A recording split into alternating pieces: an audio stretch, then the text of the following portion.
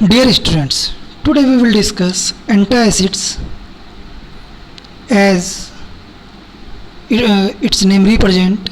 Anta means opposite, acids means those chemical agents or those gastrointestinal agents which have the opposite action or against the acids. So these are chemically alkaline or basic in nature, and antacids are used to decrease the acidity from the normal level in the stomach,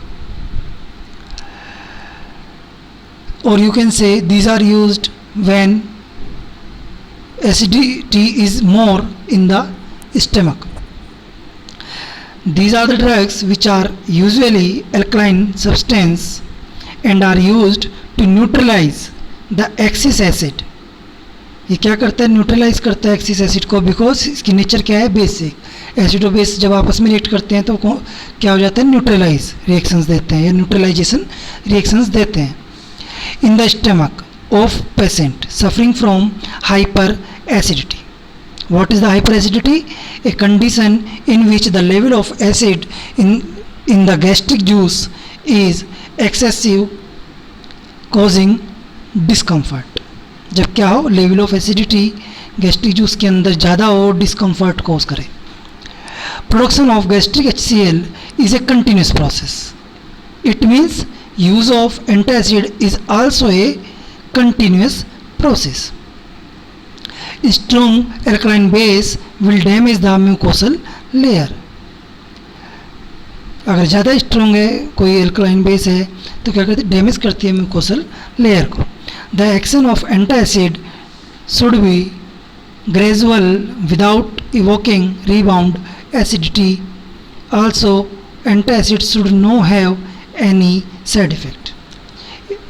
means किसी भी antacid के अंदर दो properties ज़रूर होनी चाहिए। पहले ही तो ये कि वो रीबाउंड एसिडिटी ना करे। यूज़ करने के बाद जब तक यूज़ किया तब तक ठीक है, लेकिन उसको अगर हम उसका यूज़ बंद कर दें तो फिर से एसिडिटी हो जाती है, ऐसा ना हो। सेकंड इसका है कि कोई एंटासिड ऐसा हो जो साइड इफ़ेक्ट ना देता हो। Antacids give symptomatic relief from pain by neutralizing excess of hydrochloric acid used in treatment of ulcers by reducing pain. Antacid क्या करते हैं, सिम्प्टोमेटिक रिलीफ देते हैं पेन से। आपको मैंने बताया कैसे देते हैं, न्यूट्रलाइज करते हैं एक्सेसिव हाइड्रोक्लोरिक एसिड को, and use in treatment of ulcers by reducing pain. Antacids are classified as follows. First is systemic, second is non-systemic.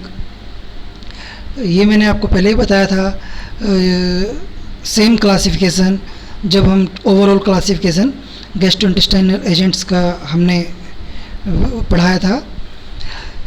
Means these are of two types, first is systemic, second is non systemic. Systemic absorbable, absorbable मतलब कहाँ पे absorb होते हैं, in the blood. So these are soluble, radially absorbable and capable of producing systemic electrolytic alteration and alkalosis. तो वहाँ पे क्या करेंगे, एल्कलोसिस कॉज करेंगे, because these are alkaline in nature and its example is sodium bicarbonate. Non systemic non absorbable antacids means those which are not absorbed in the systemic circulation or in the blood. These are not absorbed to a significant extent and thus do not alter the appreciable systemic effect. This group is further divided into following: aluminum containing antacids, calcium containing antacids and magnesium containing antacid. These are of three types: aluminum, calcium and magnesium. One more class in the non-systemic combination antacids. Combination means it may be a combination of aluminum containing antacids and calcium containing antacids, or aluminum containing antacids or magnesium containing antacid. Means these are the combination of antacid, different antacids. Aluminum containing antacids examples are aluminum hydroxide, aluminum phosphate, basic aluminum carbonate, dihydroxy aluminum amino acetate.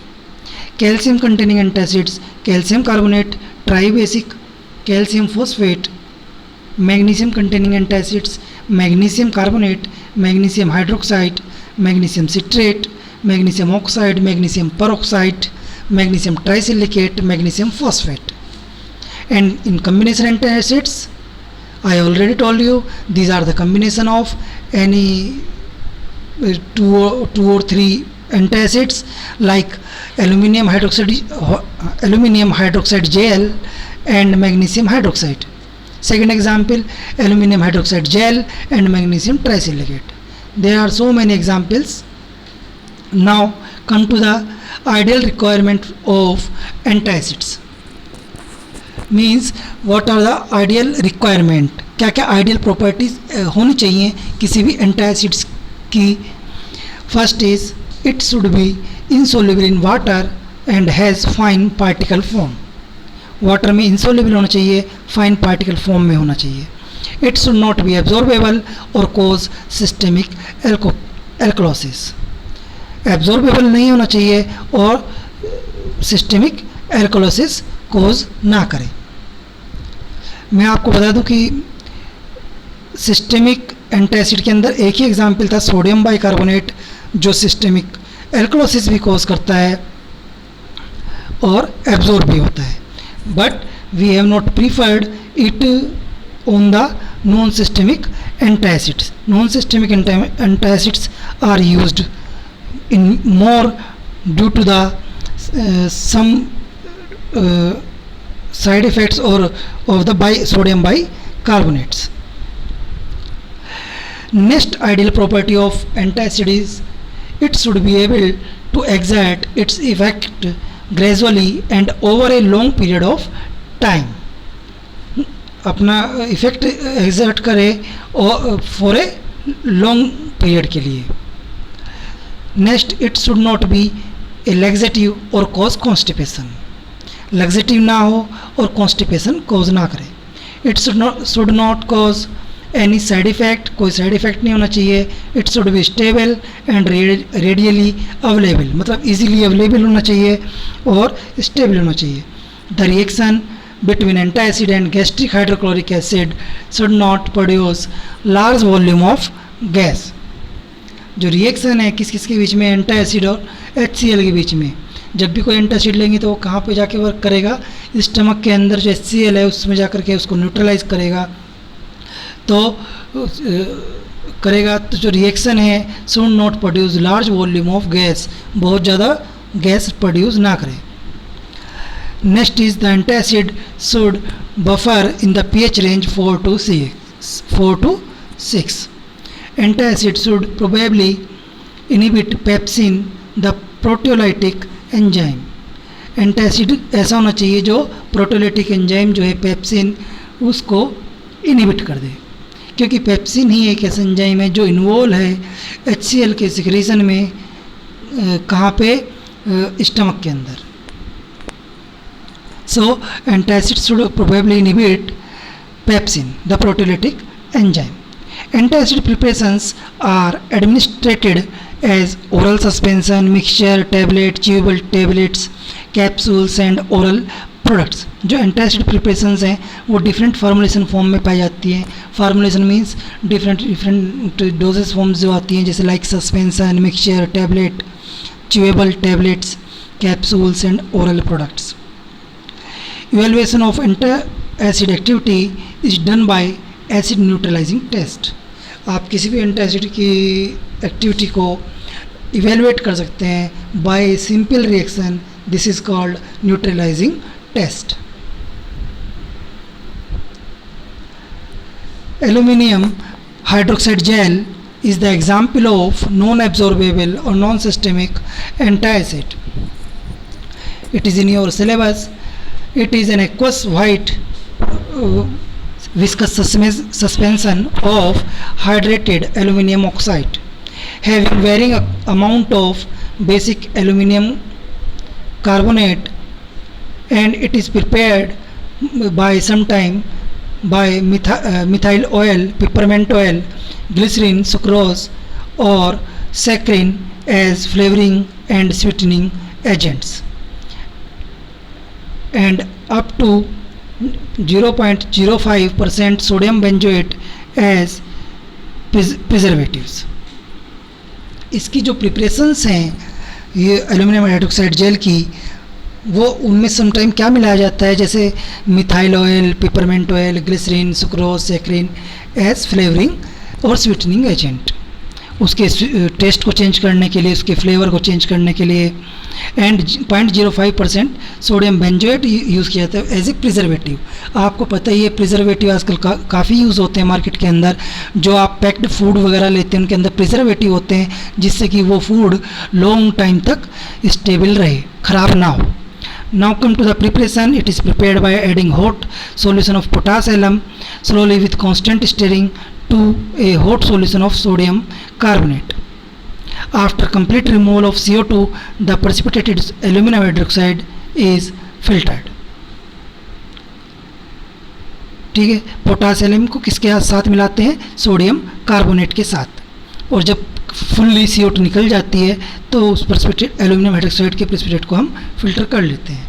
And it is washed properly with hot water until it gets free from sulphate ion and the precipitate is suspended in distilled water to the required strength.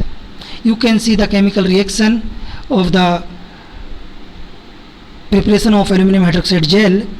So, and 3Na2CO3 plus 2KAlSO4 whole twice plus 3H2O, Na2CO3 sodium carbonate, KAlSO4 whole twice potash alum mixed with water, then it will give Na2SO4 plus K2SO4 plus 2AlOH3. This AlOH3 is the aluminum hydroxide. So chemical formula of aluminum hydroxide gel is AlOH whole thrice, but it also produces the CO2. This is the aluminum hydroxide. This is potassium and this is sodium carbonate. Precaution: alum solution is added to solution of sodium carbonate and not vice versa. आपको ध्यान क्या रखना है, alum solution को add करना है sodium carbonate में, ना कि सोडियम कार्बोनेट के सॉल्यूशन को एलम में. This is the precaution. Properties: it is a white viscous suspension. Aluminium hydroxide jail gives astringent aluminium chloride when it react with gastric hydrochloric acid. This result in nausea, vomiting and constipation. जब आप aluminium hydroxide jail लेते हैं तो वो stomach में जाके क्या करता है, HCl को पे एक्ट करता है और क्या फॉर्म करता है, AlCl3 and H2O, aluminium chloride. ये एल्यूमिनियम क्लोराइड जो होता है वो गैस्ट्रिक वो क्या कोज करता है, nausea, vomiting, constipation. These are the some of the side effects because its nature is astringent in nature. बताएंगे आने वाले वीडियोज़ में एस्ट्रिंजेंट्स क्या होते हैं. This is also in your syllabus. Next is aluminium hydroxide gel is a popular antacid and brings about neutralization of gastric acid by following mechanism. ये कैसे neutralise करता है, ये पूरा रिएक्शंस दिए हैं इसके अंदर, ठीक है, लेकिन इतना एग्जाम में लिखने की जरूरत नहीं है. आपको केवल ध्यान रखना है कि जो एल्यूमिनियम हाइड्रोक्साइड जेल होता है वो पॉपुलर एंटासिड है और वो न्यूट्रलाइज किसको करता है, गैस्ट्रिक एसिड को.